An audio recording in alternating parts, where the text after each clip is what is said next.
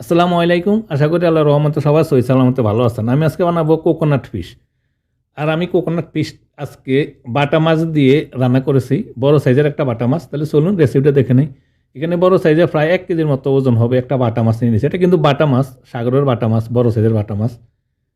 আমি রুই মাছের মতো দেখা যায় আর কি, বা রুই মাছ বা মিরগা মাছ, কিন্তু আসলে এটা বাটা মাছ। আমি মাছটা এবার কুটে ধুয়ে সাফ করে নিয়ে নিলাম। এখানে 4 টুকরো মাছ হয়েছে আর লেজ মাথা সহকারে সম্পূর্ণ 6 টুকরা হয়েছে। এবারে আমি মাছে লবণ এবং হলুদ লাগিয়ে দিব। দিয়ে দিলাম একটু লবণের সেটটা, তারপরে দিয়ে দিলাম একটু হলুদের গুঁড়ো। এবার হাত দিয়ে ভালো করে আমি মেখে নিব মাছগুলা। এটা সাগরের মাছ, আমি এইটা কুয়েতে মাছ মানে বাজার থেকে কিনছি, এটা বড় সাইজের মাটা মাছ। এবার মাছটা আমি ফ্রাই করে নিব। এখানে আমি একটা প্যানে সামান্য কিছু পরিমাণ তেল দিয়ে দিলাম। তারপরে তেল গরম হওয়ার পরে আমি মাছগুলো পর্যায়ক্রমে দিয়ে দিব।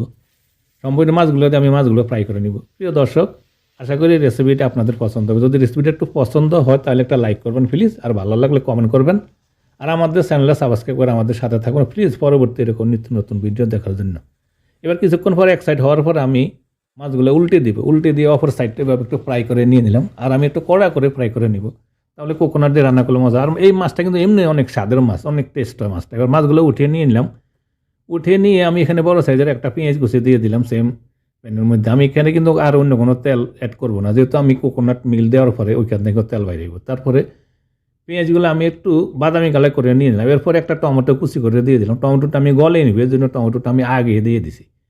টমেটো তো 1-2 মিনিটের মতন আমি এভাবে ফ্রাই করে একটু গলিয়ে নিলাম। দেখুন টমেটোটা গলে গেছে, কিন্তু গলে যাওয়ার পরে এবার আমি দিয়ে দিব 1 টেবিল চামচ আদা রসুন বাটা।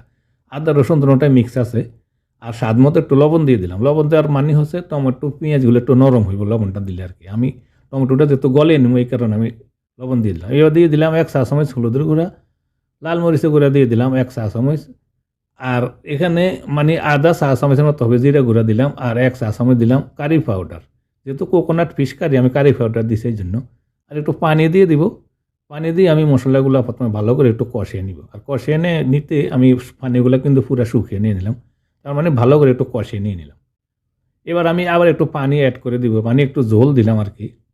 এবার পানিটা বলক আসা পর্যন্ত আমি জাল করে নিব। এইভাবে কিছুক্ষণ পর নাড়াচাড়া করতে জাল করতে হতে পানিটা যখন বলক এসে গেছে দেখুন, এবার আমি ফ্রাই করা মাছগুলা এইভাবে বসিয়ে দিব। ফ্রাই করা মাছগুলা বসিয়ে দিয়ে তারপরে আমি ঢাকনা লাগিয়ে দিব। ঢাকনা লাগিয়ে 7 থেকে 8 মিনিট হাইটে রেখে আমি এভাবে রান্না করে নিয়ে নিলাম। 7-8 মিনিট ভালো করে রান্না করে নেওয়ার পরে মশলাটা অনেকটা মাছের ভিতরে ঢুকে গেছে। এবার একটু প্যানে ডাট ধরে নাড়া দিয়ে দিলাম। আর এখানে হাফ কাপের মতো হবে আমি নারিকেলের দুধ দিয়ে দিলাম। হাফ কাপের মতো নারিকেলের দুধ দিয়ে দিলাম। দুধ দিয়ে এবার আমি একটু হালকা একটু নাড়া দিয়ে ঢাকনা লাগিয়ে আরও 7-8 মিনিট আমি মিডিয়াম হিটে রেখে রান্না করে নিয়ে নিয়েছি। এর মাঝে কিন্তু অফকার আমি নাড়া দিয়ে দিয়েছি। হয়ে গেছে আমার জটপট রান্না। নারিকেল দিয়ে কোকোনাট ফিশ কারি রেসিপিটা অনেক মজার হয়। দেখুন মাশাআল্লাহ কেমন কালারটা। রেসিপিটা যদি একটু ভালো লাগে প্লিজ একটা লাইক করবেন, আর একটা কমেন্ট করে জানাতে পারেন কেমন লাগলো। আর আমাদের চ্যানেলে সাবস্ক্রাইবের সাথে থাকুন। ধন্যবাদ। আল্লাহ হাফিজ।